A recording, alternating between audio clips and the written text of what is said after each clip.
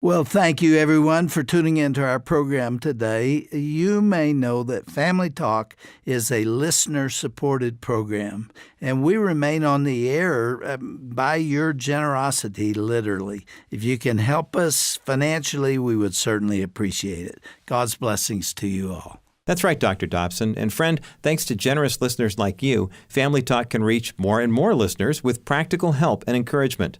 To support Family Talk with your best gift, go online to drjamesdobson.org or call 877-732-6825. Today on Family Talk. Welcome, everyone, to Family Talk, the radio division of the James Dobson Family Institute. I'm Roger Marsh, thanking you so much for joining us today here on the program. You're about to hear part 2 of Dr. Dobson's conversation with Lee and Leslie Strobel about spiritually unbalanced relationships. On yesterday's program, they shared how Leslie became a Christian and the strain that put on their marriage. There were a lot of emotions going on at the time. I was feeling all kinds of emotions because it was almost as if her life were a mirror. As she pursued God in an authentic and honest way, it was like she was holding a mirror up to me, and it was accentuating my sinfulness. And just her godly lifestyle was very convicting to me, and it made me mad. And I remember one day I was talking to Leslie, and our little daughter was there, and she was talking about going to church. I remember I reared back, and I just kicked a hole right through our living room wall. That was the depth of the frustration I felt because I didn't want to face the truth of who I was. Well, you can really hear the frustration that Lee felt and the tension that this put on the Strobels' marriage, can't you? Well, today they're going to explain how that marriage survived and how the power of prayer softened Lee's heart. Leslie also emphasizes the need for the Christian spouse to find community and support like she did. Here now is the second installment of this fascinating conversation with Dr. James Dobson here on this edition of Family Talk. And we're so glad that the Strobels came to share their story with us so openly, as they've done in their book, Surviving a Spiritual Mismatch in Marriage. Lee, as most of our listeners know, is one of the premier apologists for the Christian faith, and he's written a number of best-selling books, including The Case for Faith and The Case for Christ. He's a graduate of Yale Law School and the former award-winning legal editor for the Chicago Tribune. He and his wife Leslie have been married for over 30 years. So Lee and Leslie, thank you again for being with us once more, because this is such an important topic, and being unequally yoked in a marriage can be extremely challenging and frustrating, as we heard last time. Marriage is difficult enough by just having two imperfect human beings trying to make it work, trying to live together, and to have such a fundamental difference at the very core of your belief system, which affects everything else, how you spend your money and your time and how you raise your children. That can cause extreme difficulty, and that's why we want to deal with it again today. But before we get to that topic, there's something else I want to ask you about. When you arrived at my office today, you handed me a new book that was written by your daughter Allison and her husband Dan Morrow, and it's called That's Where God Is. And it's beautifully illustrated by an artist named Corey Godby. But it's really for 3- and 4-year-olds, isn't it? Yeah, it's, we talk about being unequally yoked and the stress that was in our marriage, and having come to faith, and then seeing our children come to faith, and then watching them raise, get married to believers, and watching them flourish in their relationship with Christ has been the biggest joy of our life. And my daughter and her husband just wrote their first children's book called That's Where God Is. And it's really trying to communicate to youngsters, to toddlers, where is the evidence for God? How do you know God is really there? And how can we know Him personally? What I like about the book is it's about a grandfather and his grandson, and the grandson is asking, where's God? And the grandfather says, well, why don't you look for him this week? And I bet you see evidence for him. And it's about how he sees evidence for God. But the only thing I don't like is I kind of see myself as the grandfather there because, I am the grandfather to their children. But this guy's bald. It really bugs me that the guy in the book is bald. Well, I resent the hair you have, I might say. Let's get to the topic that I was trying to introduce earlier. The title of your book that you wrote together is Surviving a Spiritual Mismatch in Marriage. You put in marriage at the bottom, and I don't see it until it's too late. But this is about your own relationship and the fact that you were not believers, neither of you, when you got married. And a couple of years later, Leslie, you had a neighbor who led you to the Lord. Right. And you expected Lee to get with the program. I sure did. I thought it was a no-brainer. And he didn't. And This guy had no brain. That was the problem. that created some pretty significant marital problems between you, Oh. which is really interesting. You come to Christ, give your life to Him, and things get Right. worse. Right, And it exactly. sometimes happens. Well, and that as a new way. believer, you don't expect that. You kind of think, Yeah. everything's going to work out. But, Well, we brought it up last time to the point that you had made a commitment to Christ. Lee, you were not on board, Right, and you I was- resented it, and you were angry. Right. At times you kicked the wall and Yeah. made a hole in it. Yeah. I mean, you really were not taking this well. Lot of rage, You yeah. were threatened by it. Yes. I think I read that at one point you actually felt jealous of Jesus. I did. And I think people don't understand this who haven't been in this position, but I felt jealous that here was this other man in our relationship. Who is this Jesus guy? And why is she all of a sudden expressing such love and adoration for this Jesus and following his teachings and so? And I thought, this Jesus is meeting emotional needs in my wife. I felt like this was spiritual adultery. I felt like she's cheating on me. Yeah. And I felt like I was losing her. I remember one day I was sleeping off a hangover, and it was Sunday morning, and she said very gently to me, Lee, would you like to go to church with me today?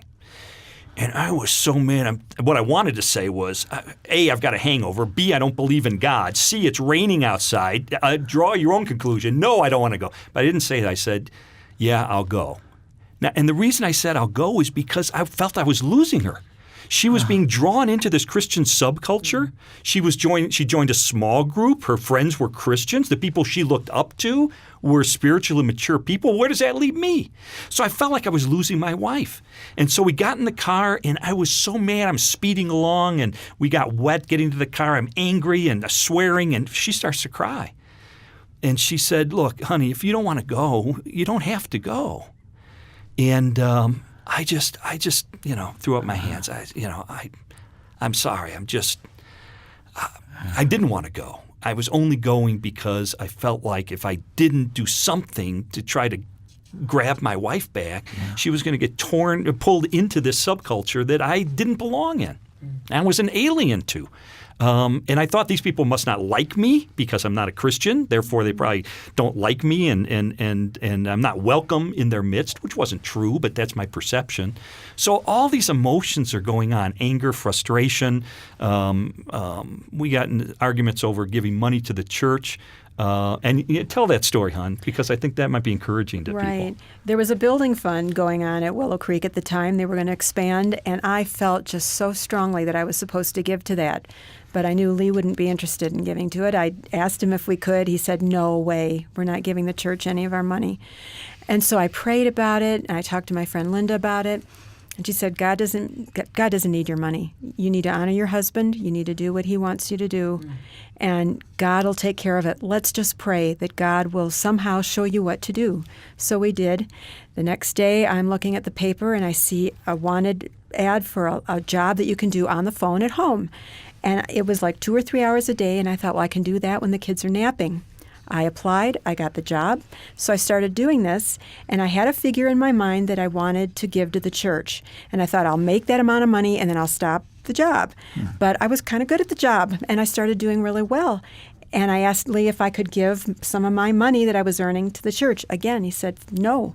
But then I prayed that Lee would change his mind, and a couple days later, he comes to me and says, I don't quite understand why you want to do this, but I've been thinking about it, and it's okay. You go ahead and give the God money was to working church. on you, Lee. Yeah, but he listened to the punchline. But the punchline basically is I was thrilled, but then after we wrote that check and gave it to the church, the next day I got a call from the company I worked for, and they said, we made a mistake.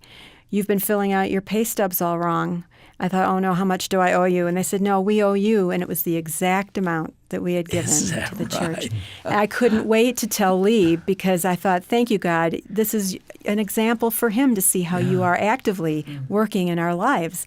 And he just thought it was interesting. I don't know exactly Coincidental, what you But thought. bogus, right? But, well, Yeah. you know, it was one of those little things along the way Yeah. that kind of opened your eyes a little bit more, and you thought, let me kind of think about that. Lee, what happened at church that Sunday morning? Well, Where you went to Willow Creek. Yeah, I went to Willow Creek Church. Bill Hybels got up, young guy at the time, wasn't even shaven yet, I don't think. And he gave a talk called Basic Christianity. And he just knocked down so many of my misconceptions about the Christian faith. I didn't understand really what the faith was about. And he explained it. And that's what intrigued me. And I thought, you know what, I'm seeing these positive changes in my wife. And he's challenged me, this preacher, by knocking down a lot of my misconceptions. Maybe it's time I took it seriously. And that's when I said, you know what, I'm going to take my legal training, my journalism training, and just investigate this and devote the time to see whether or not it's true. And that launched me on what turned out to be a 1 and 9 month investigation of the scientific evidence for God and the historical evidence for Jesus being his son. I became increasingly angry, increasingly enraged and frustrated because of the fact that when you are married to a Christian and you're an atheist, there is no part of your life that's not affected by this. Yeah. You know, everything about the children, how you're going to spend your money, what are you going to do on the weekends. You know, I want to go up to Wisconsin and chill out. Well, I want to go to church, giving money to the building fund. All of these things create conflict and stress. And at the same time, this mirror being held up to me and my sinfulness being exposed, it just created this anger. And I think, you know, you'll hear often people say, gosh, I know an atheist and he's so angry. Part of the process that led me to being so angry when I was an atheist was a sense of conviction.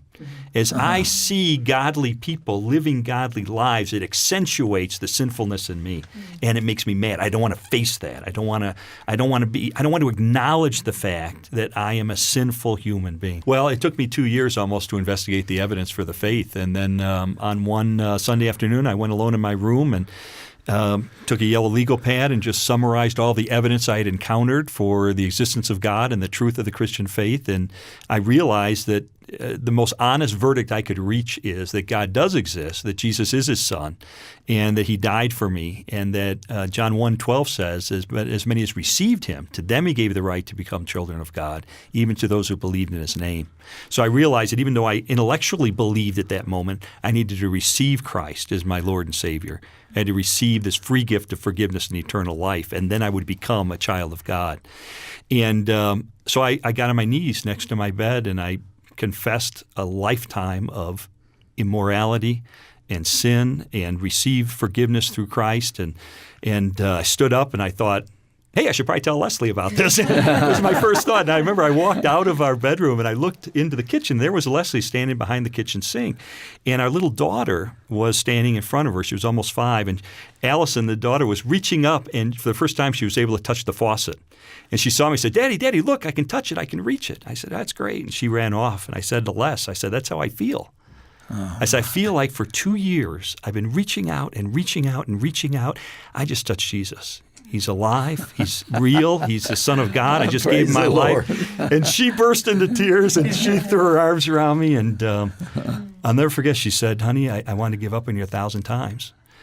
She said, but I met a woman at church, and I had told some women at church, I don't have any hope for my husband. He is the hard-headed, hard-hearted legal editor of the Chicago Tribune. He will never bend his knee to Jesus Christ. And this one elderly saint put her arm around her and said, oh, honey, no one is beyond hope.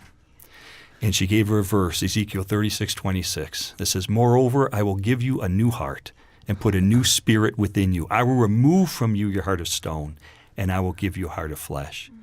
And Leslie prayed that prayer for me behind the scenes without me knowing during that 2 years. And God starting on that Sunday afternoon, began to answer that prayer because my values began to change, and my character and my morality and my attitude and my worldview and my philosophy and my priorities and my parenting and my relationships and all these things began to change over time for the good. Well, I just don't see how I could have survived it if I had to go through the pain of disputes and that with Lee and not have someone to talk. Women process by talking. And so if you don't have someone to talk to, I could have talked to myself in the mirror, but it wouldn't have been nearly as helpful as without a godly woman to give me advice.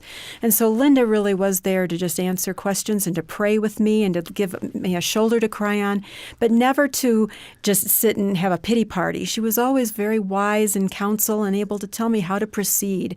And I would pray for every woman out there or man that they would have a friend of the same gender that they would be able to go to and just release the burden and have someone to pray with them on these things, because it's a tough thing to go through. I think there's three relationships that are so important, and Leslie just hit on the one, which is a mentor, someone who's spiritually mature, who you can go to, have a relationship with, cry with, pray with, be encouraged by. And I think the other two key relationships, number one is your relationship with Christ, because the only way you're going to really change in a way that's going to be attractive to your spouse is if you draw closer to Christ. So it's to build that relationship. And then the other relationship is the marriage relationship. Right. The fact that, she married me for a reason. Because even though I was obnoxious and increasingly so during this mismatch era, she married me because she loved me. And we had common ground. There were things that we enjoyed doing together, and she would build on those things. She would encourage us to grow closer. Whenever we would be tearing apart, she would reach out to me and she would suggest we do something that we enjoy doing together. Let's go out to dinner together tonight. Let's go up to Wisconsin for the weekend, go for a bike ride. It was the common ground. And so by building a relationship with Christ, by having a spiritual mentor, and by building on the common ground that we still had as a married couple, I think those were the three key relationships that made a difference.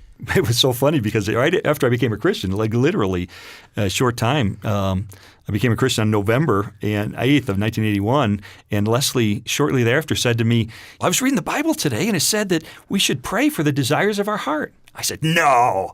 She said, yeah. I said, well, I can't believe God, he forgave me. He's opened heaven to me. I can't believe he also is saying, I want you to be happy. And I said, this is too much. And she said, no, we shouldn't. I said, okay. So I really wanted to run a newspaper, my own newspaper. And so we prayed about it, and God answered the prayer. Within 30 days, we moved on. I became editor of a newspaper in Missouri.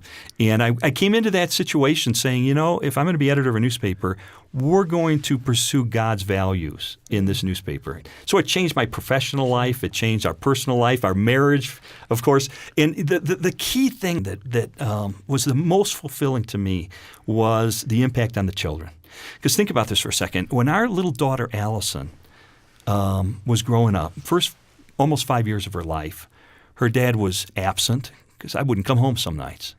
I was angry. I was kicking holes in the wall. I was a heavy drinker. That was her whole experience. But after I came to Christ and she began to watch with, her little 5-year-old eyes, as she would listen and she would observe that Daddy's walking a new path here. Daddy's changing, and she would observe it. And she watched and listened. Finally, about 5 or 6 months after I became a Christian, she first came up to her Sunday school teacher at church and then to Leslie, and she said, I want God to do for me what he's done for Daddy. Oh, my goodness. And at age 5, she became a follower of Jesus. And as I say now, she's 34 and writing Christian books and married to a seminary graduate. Can you imagine where she would be spiritually today if you hadn't accepted the call? I know Leslie would have done everything she could, almost like a single parent. When you're in an unequally yoked situation, it's almost like you're a single parent because you're the only godly influence in that child's life. And she would have done her best to have raised her that way. But you know what? I was undermining her at every turn. I didn't want him to go to church. I was afraid she would turn the kids against me. I was afraid the kids would become Christians, and then they'd look at poor old Dad. Well, there's Dad reading the newspaper and drinking a beer on Sunday morning instead of going to church. Oh, that poor guy, he's headed for hell. And my kids were going to pity me. and feel sorry for me. I didn't want that. I wanted their respect as their father. So I was worried about that. And even though Leslie was not undermining you. Not at all. She was not at all turning the kids against me. But again, you manufacture these ideas in your mind because of the caricatures about Christians that you pick up through the media. And so it led to a lot of fear in me. And so I think Leslie would have done her best. I would have tried to resist it, but I would hope that there are people out there listening who may be parents who are married to a non-believer who are struggling to raise their children with godly values. And I would say, don't give up. And don't give up on your spouse, but don't give up on your kids. Keep stoking that. Time won't wait. Exactly. The years are going by. And you can't afford to sit around and say, maybe he'll get with the program. And the other thing is, though, sometimes you can say to your spouse, we do want to raise our children with values. And, so that's what they're learning. They're learning things like honesty and integrity at Sunday school. And what's wrong with that? And so some fathers, even though they're not believers, will allow their kids to have a Christian education under the idea that, they got to learn something about morality somewhere, somehow. So maybe that's a good way. So sometimes that does open the door to opportunities that may not otherwise be there. Leslie, I want to know what your reaction was when this man has made a journey from one side of the universe to the other. Right. I mean, sometimes the decision to follow Christ is a relatively small step, even though we're all sinners, and if you have sinned in one way, you've sinned in all. Right. But when he was so far from Christ or any understanding of it, all of a sudden he's talking about the Lord and the Scripture and wanting to change. What was that doing to you? I was pinching myself every morning. I couldn't believe it because honestly I was in my greatest hope. It was maybe a deathbed conversion was as much as I could expect. I prayed that maybe a day would come, but when he actually accepted Christ, right when he told me, when he had talked about that, he said, I need to just go for a little ride. And he went out in the car by himself. I was on the phone so quick to Linda, I tell you. I just said, you're not going to believe what happened. And they just prayed with me over the phone, and they were so excited. But it was wonderful. And it's not, the other thing that was funny about this, and I would say this to women that are listening too, as a woman hoping that your husband comes to the Lord, you start having your own preconceived ideas of what it's like to be married to a Christian man and how perfect he is. And it was surprising to me that he wasn't, and that I actually, there were some things that were still the same, but that he was trying and that he was working towards being who God wanted him to be. And that actually was enough. It was wonderful. And in fact, I think we ought to devote one more program to that subject. In fact, I'd like to talk next time about the husband who is a believer, or it could be a wife, but let's say a husband is a believer, but he's not a spiritual leader. Yeah. And that frustrates his wife so very badly. I told you in my office that I have had that question asked of me more times when I'm out on the road speaking than any other subject, even about discipline and raising children. What do I do when my husband will not step up to the plate? And we must talk about that. We'll do it next time. The second thing is, what about the never married person who is dating or considering marrying somebody who might not be a believer? And we need to talk about that. And we'll get to it next time. Will you stay with us? We'd love to. Absolutely. All right. And we will let people hear what's about to occur right here next time.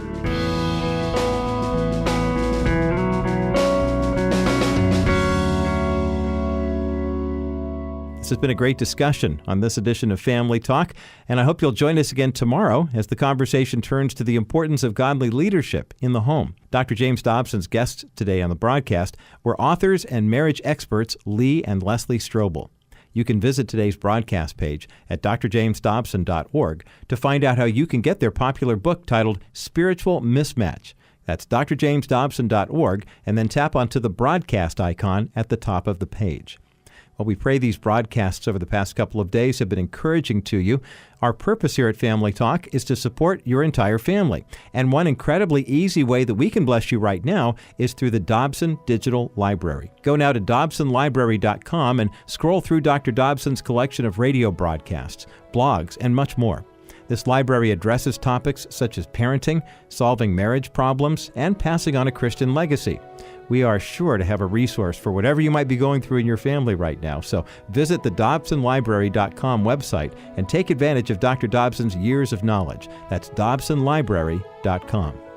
Well, that's all the time we have for this broadcast of Family Talk. Thanks so much for your prayers and continued financial support of the ministry.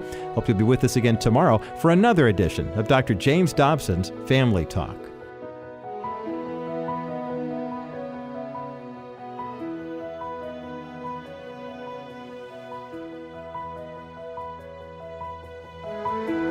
This has been a presentation of the Dr. James Dobson Family Institute.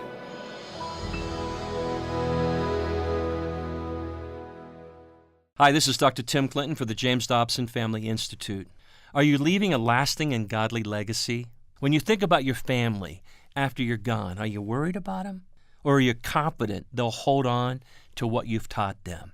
At the Dobson Family Institute, we're committed to helping you understand the importance of passing on your faith, not only to your children, but to your children's children too.